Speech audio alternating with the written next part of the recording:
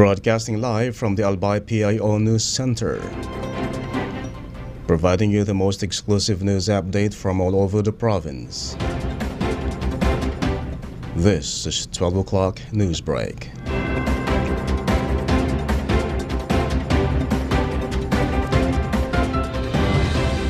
In the local scene, the Department of Social Welfare and Development, Bicol, DSWD-5, has pre-positioned family food packs in preparation for the possible effects of the low-pressure area and shear line monitored by the Philippine Atmospheric, Geophysical, and Astronomical Services Administration, PAG-ASA.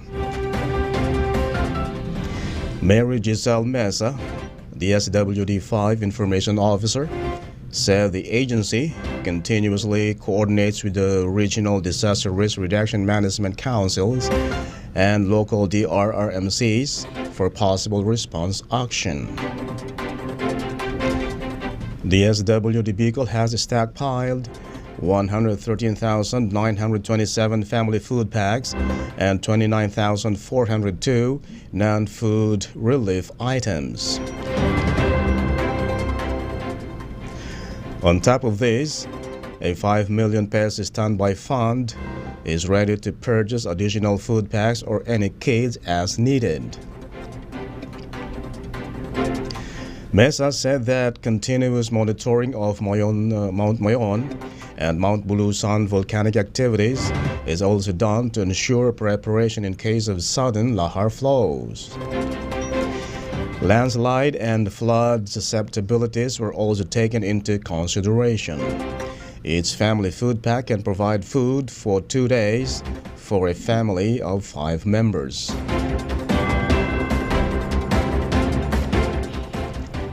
In another story, the Christmas village in Legazpi, popularly known as Paskuhan sa Legazpi, is anticipated to draw both domestic and foreign tourists and visitors to the Sawangan Waterfront Park, sandwiched between the Albay Gulf and Mayon volcano, which is still oozing lava at present. This year's edition is the second since it was launched in 2019 before the pandemic occurred. Mayor Geraldine Rizal said business establishments and civic organizations that have joined the Paskuhan started erecting their contributed Christmas displays in preparation for the opening and lighting ceremonies on December 1. Rizal said the Paskuhan sa Legazpi 2023 is themed Winter Christmas and will feature an old Christmas tree formed out of white lights, a winter ark, Santa Claus, a snowman, a minimalist Yuletide village, giant Christmas balls, candy canes, gingerbread house, snowflakes, tunnel of lights, and other Christmas displays.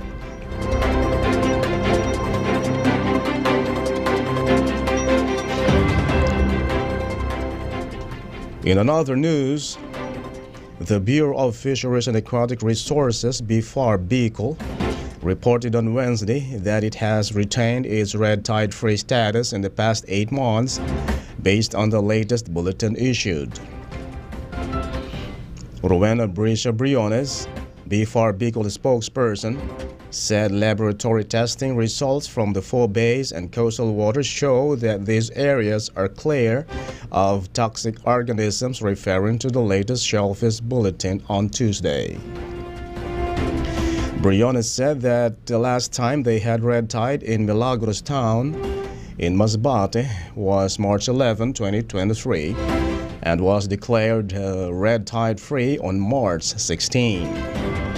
Briones added that the red tide monitoring areas in Bicol are the Sorsogon Bay, Jiwag Lagoon in Matnog, Sorsogon, and the coastal waters of Milagros and Mandaon in Masbate. Briones said further, BFAR Bicol regularly tests water samples to make sure shellfish are safe for human consumption.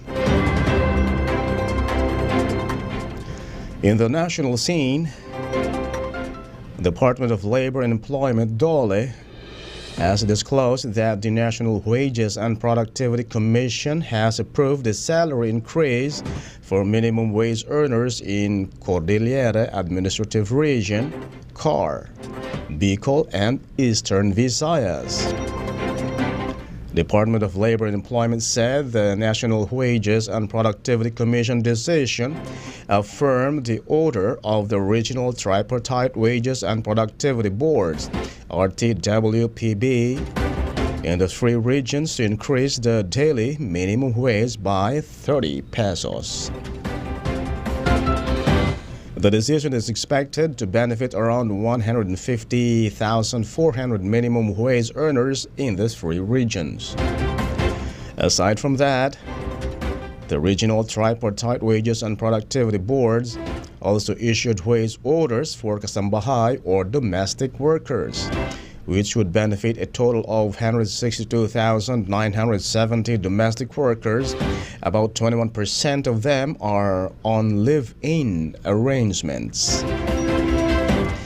Based on the order, all minimum wage workers in private establishments in Bicol region will receive a 30 peso increase, bringing the region's daily minimum wage to 395 pesos.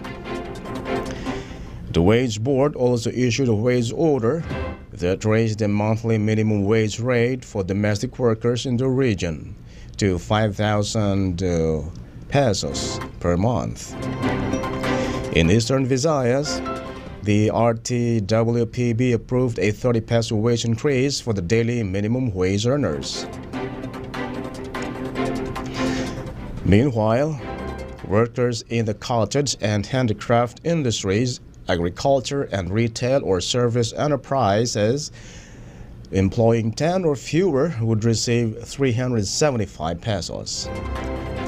In CAR, the wage order increased the monthly salary of kasambahay to 4,900 pesos, or an increase of 400 pesos. In another story, despite the adverse effects of El Nino, Repower Energy Development Corporation, REDC, the hydroelectric power unit of Pure Energy Holdings Corporations, posted the strong growth in net income in the first 9 months of the year. Repower Energy Development Corporation reported that its profit increased by 31% to 141.6 million pesos. In the quarter ending September alone, the company's net income grew 5.5% to 45.87 million pesos from 43.47 million pesos in the previous year. Revenues amounted to 329.6 million pesos at end September, higher by 29% compared to 254.7 million pesos last year. According to the energy firm, the increase was garnered due to the strong performance from its current portfolio and the new operating capacity of run-of-river hydropower plants, and it was able to continue operating despite the dry season. The hydraulic systems get their energy from flowing water that generate power within the specific areas. The Red Sea's power generation in the third quarter was recorded at 19.376 million kilowatt-hour from 17.036 million kilowatt-hour last year.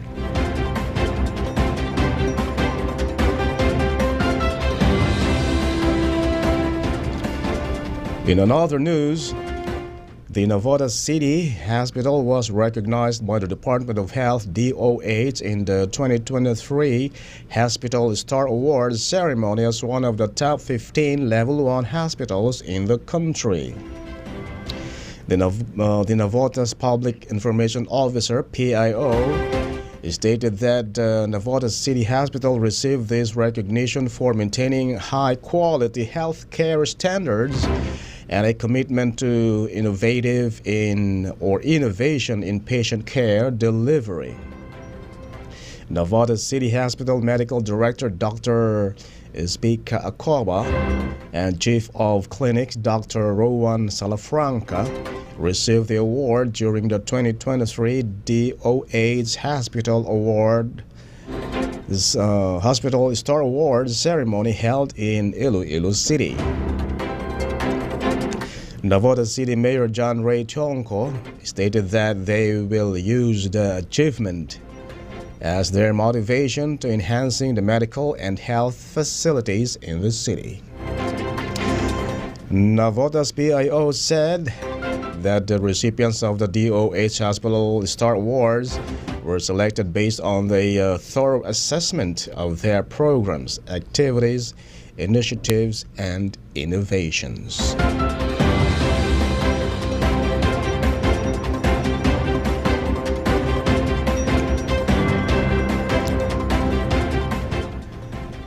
And in the news outside the country, North Korea has developed and successfully conducted ground tests of new type of solid fuel engine for its banned intermediate range ballistic missile.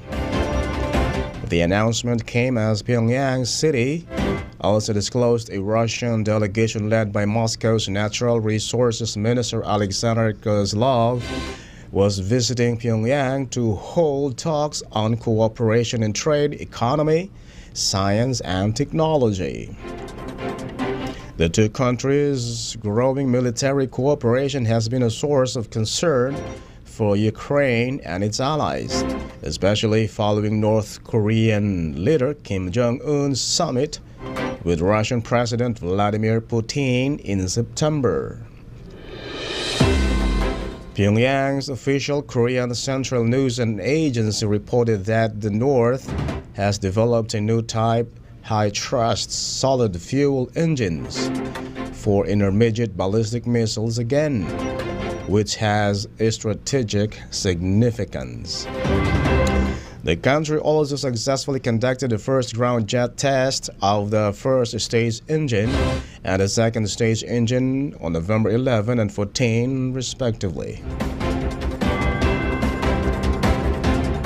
In another story, the United States and China have agreed to resume a working group on climate cooperation and pledged a major ramp-up of renewable energy. The two sides announced Wednesday ahead of the leaders' summit in San Francisco as the world's two largest polluters seek to overcome their geopolitical tensions to tackle the climate crisis. The announcement came hours before U.S. President Joe Biden and China's leader Xi Jinping are set to sit down on the sidelines of the Asia-Pacific Economic Cooperation Summit for their first talk in the year, a highly anticipated meeting aimed at stabilizing rocky relations. Cooperation on climate change has long been seen as a rare bright spot in an otherwise difficult U.S.-China relationship, strained by tensions over trade, technology, human rights, and geopolitics. But even that bright spot had dimmed over the past year, with Beijing cutting off climate talks with Washington in retaliation for the high-level U.S. visit to Taiwan last summer. China and U.S. committed to sufficiently accelerate renewable energy deployment in their economies until the end of 2030 to speed up the substitution for coal, oil, and gas. They also pledged to support efforts to triple renewable energy capacity globally by 2030 and said they plan to meaningfully reduce emissions from their power sector within this decade.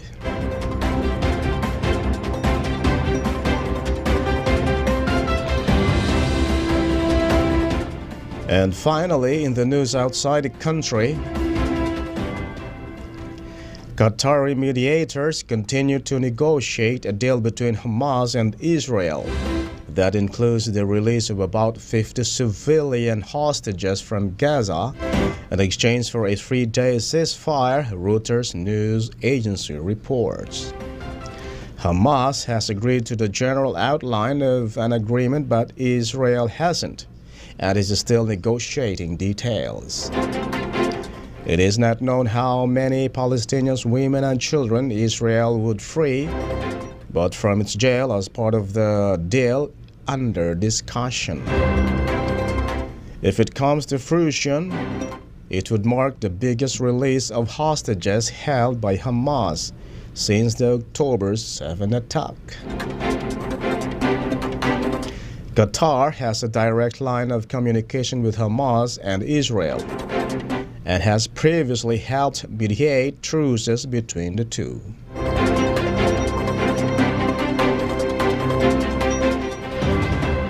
And that's all for the 12 o'clock news break, November 16, 2023. We'll be right back tomorrow for more news updates. And thanks to our 12 o'clock news writer, Joy Duque, and on the technical side, Chad Bobis, and to our Provincial Information Officer, Attorney Mary Luduca Castillo. And under the supervision of our Governor, Attorney Edsel Greg Slagman, I am Greg HALLARE. Thank you for subscribing.